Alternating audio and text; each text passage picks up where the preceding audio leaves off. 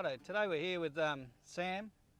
We've got a business also called King's Bees. So Sam runs the bees for us, so we're going to talk about bees and pollination. So Sam, tell us a bit about King's Bees. King's Bees is a pollination service mainly that we run up here in Northern Territory, as you know, since you own it. We usually service melon farms for their yearly pollination that they need for their watermelons. They need about between 300 and 500 hives on one farm each year, and I think here we use about 200 a year. So we got about 700 to 750 colonies altogether that we take care of each year. So it's not good to have them all pollinating at the same time, is it? No, ideally you want some out in the bush and some on the farm. Why is that? Because watermelons aren't the best food source for bees. Pumpkins is reasonable, but watermelons is pretty bad. There's low protein content in the pollen and they don't produce any nectar. So it's basically your bees are eating McDonald's all year, so you want to be able to rotate them in and out across the year so they're all getting a decent amount of nutrition through the colonies. What's the other difficulties we have with pollination on farms, like for melons? You can get spray drift from when the farmers are spraying for other insects that are attacking their plants. Sometimes some fungicides can mess with the bees when they are mixed with other chemicals that are bee safe, but the fungicide makes it non-bee safe anymore. And you get a bit of residual chemical in all your wax and whatnot in your hives. So we have to change wax out, so changing actual frames out each year so they have fresh wax for breeding new bees in. That means the bees got to make a lot of wax all the time. So how much energy does it take to make wax for the bees? So to build a kilo of wax, it takes about a kilo and a half of honey to get the bees to produce it. Because they secrete the wax on their bellies, it's a secretion from fat cells. So they just decide, I'm going to make wax, and out it comes. Yep, so when there's lots of food coming in the colony, they have lots of extra energy and they put it into wax production. Oh, right. So that sounds interesting. What are some of the other things that we get the growers to do to prevent or minimise the amount of damage to our bees? We tell all people that we pollinate for they must do all their spraying at night. And we try to keep the hives a reasonable distance away from the paddock so that spray drift is minimised. Oh, right. So how far can a bee go? A bee can travel between 1 to 10 k's depending on what it's doing. So if we put the bees 200 metres away from the actual stuff we want to pollinate, that's not a problem? Some people reckon closer is better, but I've had bees fly from one end of a block to down the other end of a block to get a pumpkin flower and ignore all the watermelons. So if they want to get there, they will. We have that problem in mango season where we put the bees on the melons and they just go to the mangoes and they'll fly all over the mangoes, all over the melons to get to the mangoes and not pollinate the melons. So it's a little bit frustrating. You can't control them completely, can we? No. We spray a pheromone on our watermelons to entice the bees. What's that about? It's a product called Beekeeper that farmers buy to entice the bees into the patch. So it's probably made with lemongrass or something because lemongrass oil has a real bee pheromone smell that they're attracted to. So they get lots of bee smell in the paddock and they hope that all the bees fly in there and have a look and then grab some pollen and pollinate some flowers on the way. Yep. So if I want the bees to pollinate, say, a watermelon, is it just one bee goes to that flower and that's enough, or what's the go? No, it depends on the plant species, but normally flowers need to be visited a certain amount of times per plant. For watermelons, it's about 15. And they got about 3 hours in the morning to do it, because by 10 o'clock all the pollen in the plant is dead, basically. It won't fertilise anything. So each morning when the flower opens up, they got 3 hours to do all their pollinating work. So they've got to get up early? Yes. So it can be a problem in the cooler parts of the year and the windy times because the bees won't get out first thing in the morning. Go and kick the hive or what? No, I've tried that. They still stay inside. It's cold. They don't want to come out. They're like us. If it's too cold, we want to stay in bed. So yeah, there's a few difficulties with bees. Last year was a really difficult year. Why was it so hard for the bees? Lack of rain. So a drought affects bees? yes. Well, I wouldn't really call us a drought. It's just we didn't have as much rain as we normally would, and the trees aren't used to it, so they flowered, but they didn't produce much nectar or pollen. They're very conservative on their resources. Whereas normally, if they get enough moisture in them, they can just pump out nectar and produce very viable pollen.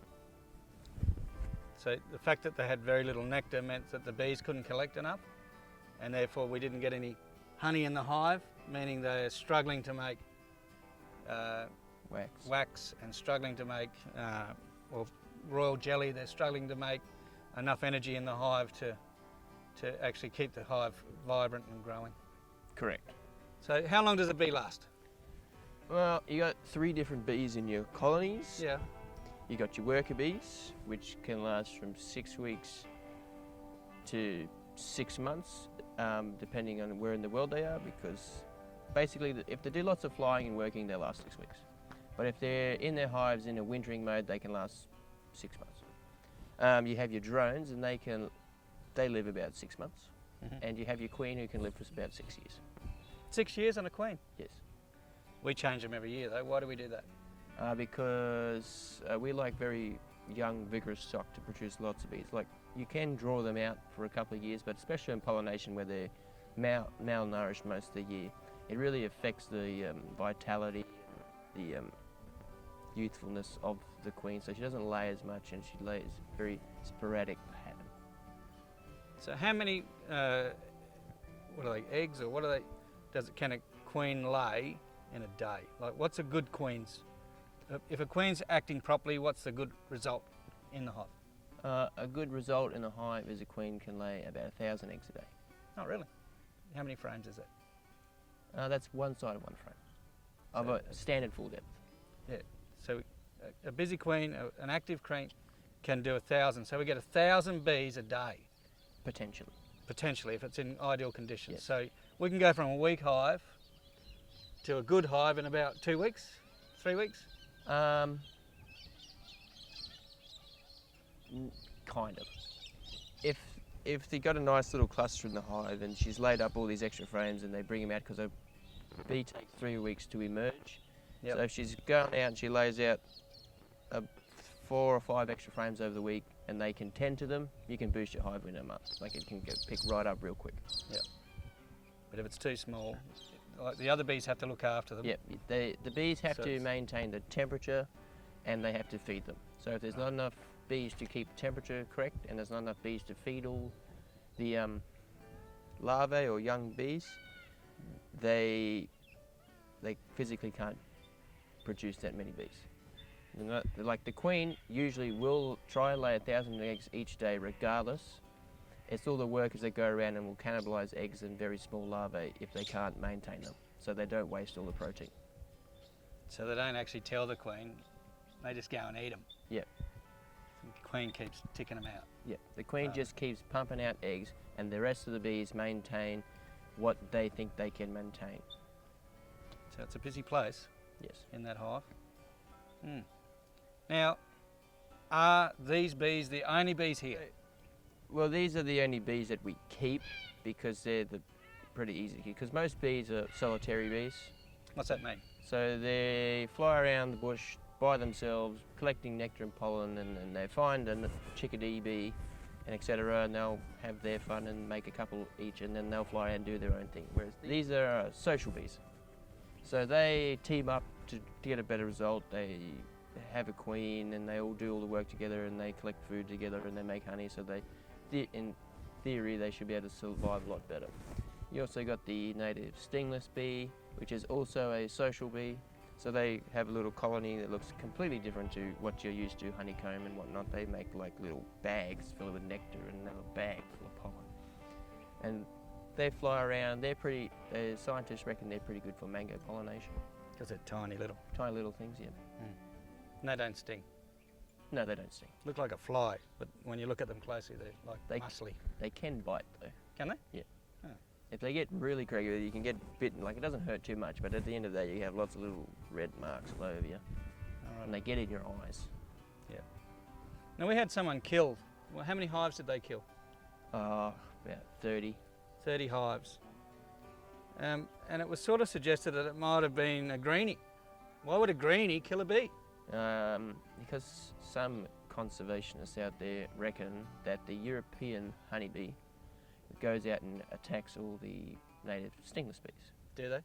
I've not noticed it ever. I've had, like, I feed out pollen supplement and they're right in there with the other bees and there's no fighting going on whatsoever. Like, normally a native bee's entrance is tiny. You can fit like 2 of the things in there. Like a European honeybee could only get in there to steal that stuff if the tree fell over and it broke open or something. We had 30 hives die at once, so what would they do to do that? They would have sprayed some pesticide on them to kill them. Just on the box? On the entrance of the box, or they could have just tilted the lid and sprayed it in there. Because some of them are designed that the insect takes it home and kills the whole colony, isn't it? Correct. So it's pretty disheartening when we work so hard, and it was a hard year last year to get the hives, and then someone decides to go and just kill them. It was very devastating, but that's the life of a beekeeper. Yep. Got a lot of things to contend with. So please be careful. If you see beehives, just really be careful with them. That's a lot of work to get a beehive and look after it and keep it healthy. In the territory, we've got probably the cleanest bees in the world nearly, haven't we? Correct. Especially up the northern part of Australia here, we have almost no European foul brood, American foul brood, no hive beetle, almost no disease that we can speak of. Like, we've had 1 or 2 incursions, but it was dealt with very quickly and it has not shown up again. Yep, so we're a great spot to be for cleanliness of bees, but difficult to have bees in the tropics. Yep. Like, if those diseases get here, it'll be very difficult, a lot more difficult to maintain the hives, especially on very poor years, because that's when the disease actually affects the hives, when they're down low and struggling. How much honey do we get from 750 hives then? Not very much, because of our job and how long we do it for. On a good year, we'll pull probably 10 to 20 tonne off over a wet season. But the last couple of years, we've pulled absolutely no honey off whatsoever. We like to keep a decent amount of honey in our colonies to keep them strong and over the pollination season, because they will consume it there, and it's a lot cheaper than buying in sugar to feed them. So when you say buying in sugar to feed them, what do you mean? Well, we buy in white sugar, manufactured sugar, and we mix it with water at 1-to-1 ratio, so 1 kilo to 1 litre, and we'll feed that as a substitute nectar source. All right, so we can put some footage of that on the end of this video. So when we're doing melon pollination, what if the bees are busy on flowers all day? Why do we have to give them sugar water? Because watermelons don't produce any nectar. So they don't get any carbohydrate from a watermelon? Very little. You can see them, they'll get out in the paddock and they'll start sucking the juice off broken open watermelons because they just want a sugar source. Like, bees won't exclusively go to flowers for sugar. They can, if they find it and it's sweet, they usually take it. All right. So what do we got to? We got garbage bins. What's that about? Where we feed a lot at once, because I like to encourage them to rebuild back up. So we put pollen patties on and then we feed them a lot of sugar water really quickly. So we have a bin, we fill it with the sugar water or syrup, and then we'll put about a layer of grass on the top so that they don't drown. They can all land in there and they can suck it off just off the surface. So that's the bin with all the holes drilled in the side. So you can put the lid on, Yep. and the bees just fly in and out and drink the sugar water. Correct. Why do beekeepers always just wear white? What's with that? They wish they were painters or doctors, or why is it white? Beekeepers wear white because bees don't like the dark colours. How do you mean? Because if you know where they're from, which is around Europe, Northern Europe, they have bears. Bears are black and dark brown and they raid the colonies. And normally they attack dark areas because you have the dark spots on your face, like your eyes and bears, black noses, etc. All right. So wearing white, they're not as threatened by it. So there's a proper reason for it? Like, Yes. You don't get attacked in white, but you can get attacked in black? Yeah, like I have to wear a hat every time I'm out at the bees because they do not like my black hair. All right. So I put a hat What on. about the beard? They don't really like that either. Yeah, so if you're going out dealing with the bees on a normal day, what would you do? How many bee stings would you get? On a day where they're not too upset, about 10 or so. You can expect of a day if you're just working bees. What would a worst day be? Hundreds. Hundreds of stings in a day. Yep. Wow. So there's a lot involved. We're going to do a whole series on King's backyard farming with the bees. So Sam's going to show you inside the hive and show you probably extracting when we get enough honey to do that, and some of the feeding. So you'll get to really understand what goes into getting bees onto flowers to pollinate them. And you know, it's just going to be a great part of King's backyard farming, because bees are so important to us getting our food, and it's important to us having our tomatoes and watermelons and mangoes and everything. So keep watching and you'll get to learn about the bees on King's Bees on King's Backyard Farming. Thanks a lot, Sam. No worries. Shake Dad's hand. Yeah. Get the bites on him off. Goodbye, Jim.